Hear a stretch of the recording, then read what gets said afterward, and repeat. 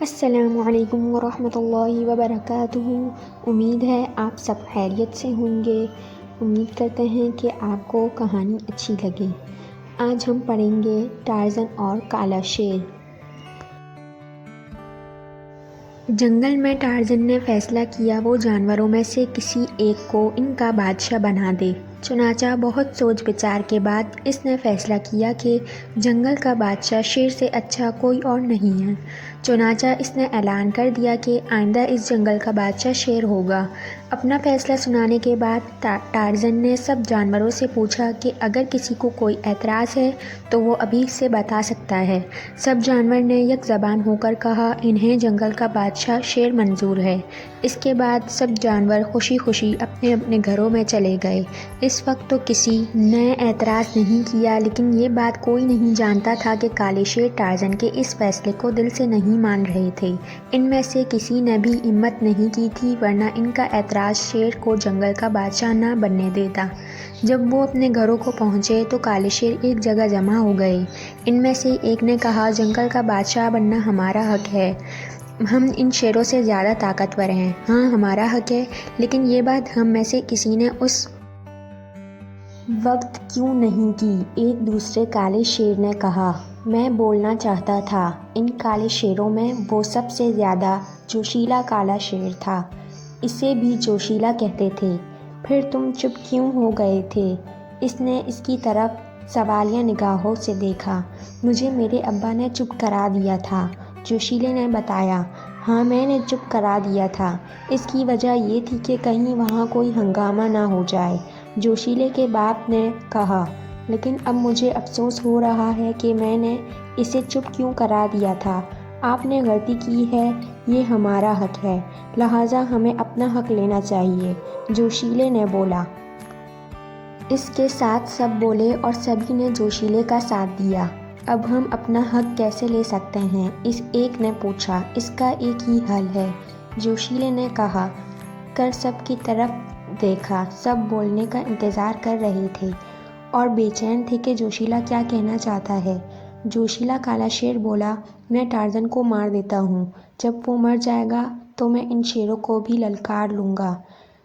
अगर वो मुकाबले में आ गए तो हम मुकाबला करेंगे, वरना हम जंगल के बादशाह बन जाएंगे। काले जोशीले शेर की बात सुनकर सब ने इसकी बात की ताकीद की और ये तय पाया कि वो टार्ज़न को मार देंगे।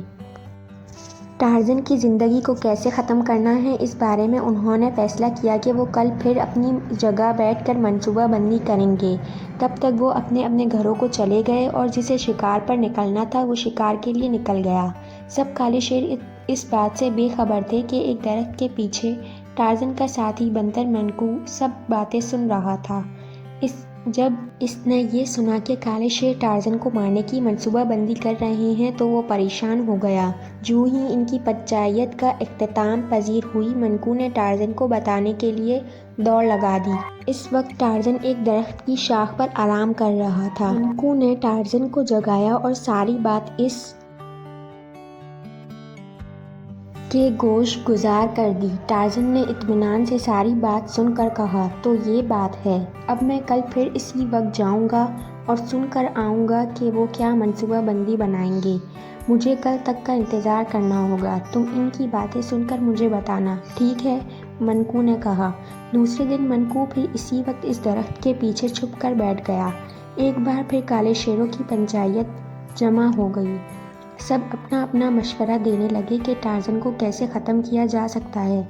किसी एक का मंसूबा मुनासिब नहीं लगा था। आखिरकार जोशीला काला शेर खड़ा हुआ और बोला मेरे दिमाग में एक बात है।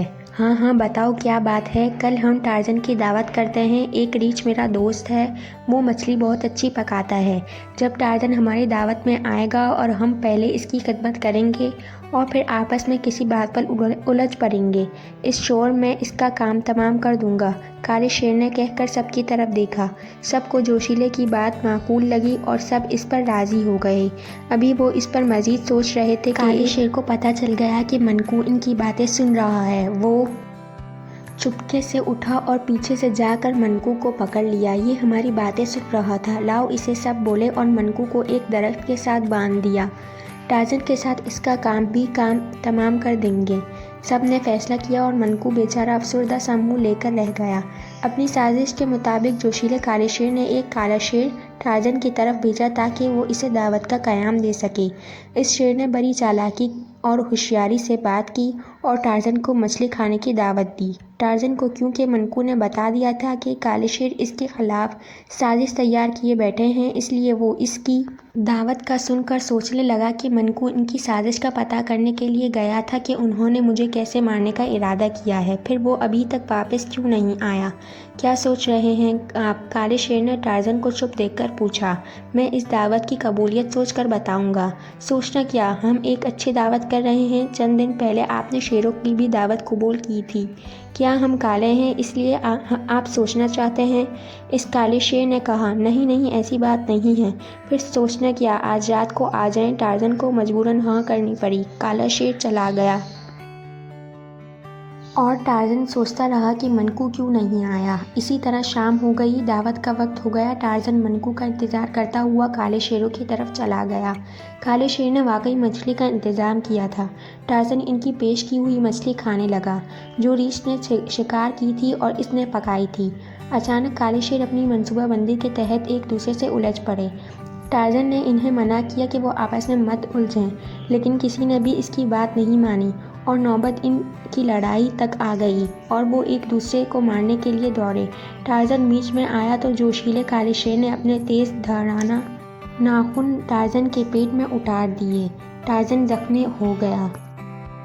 उन्होंने टार्ज़न को पकड़कर बांध दिया। जोशीला काला शेर बोला, तुमने हमारे साथ नाइंसाफ़ी की है। हमारी जगह इन शेरों को जंगल का बादशाह बना दिया। तुम क्या चाहते हो? हम इस जंगल का बादशाह बनना चाहते हैं। अभी फैसला कर देते हैं। तुम इन शेरों को भी बुला लो, लेकिन पहले मुझे खोल दो। नहीं, हम नहीं खोलेंगे, जोशीले शेर ने कहा और एक बार फिर अपना पंजा मारा। टार्ज़न और भी जख्मी हो गया। इस दौरान मनकू ने अपनी रस्सियाँ खोल ली थी। इसने चुपके से टार्ज़न की भी रस्सियाँ खोल दीं। टार्ज़न आज़ाद हो गया और फिर टार्ज़न और काले शेरों की आपस में लड़ाई हो गई। मनकू भागा और दूसरे जानवरों को भी इतला दे आया। सब जानवर इस तरफ भागे। टार्ज़न एक एक काले शेर को पटक रहा था। अब जो सारे जानवरों को टार्ज़न की मदद के लिए उन्होंने देखा, वो काले शेर दम दबाकर भाग खड़े हुए और ऐसे भागे कि अब तक वो कम ही दिखाई देते हैं। ख़त्म शुद्ध। I hope you like this video. If you like this video and to see the good video, like, subscribe, share. Take care. Allah Hafiz.